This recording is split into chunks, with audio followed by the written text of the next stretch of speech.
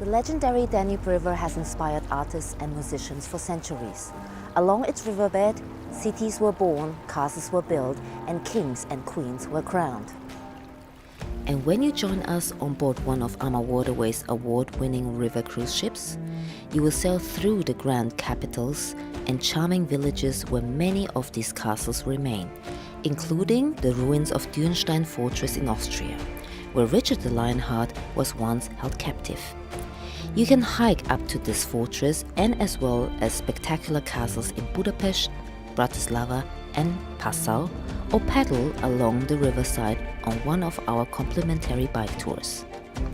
On our guided tours, you can see where Mozart was born, and The Sound of Music was filmed in Salzburg, or follow the footsteps of the imperial Habsburg family in Vienna.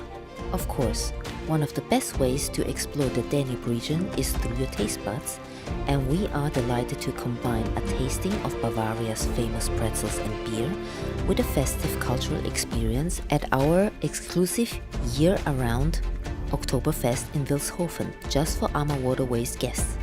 You can also taste the famous wines from the vineyards, both on board and on shore.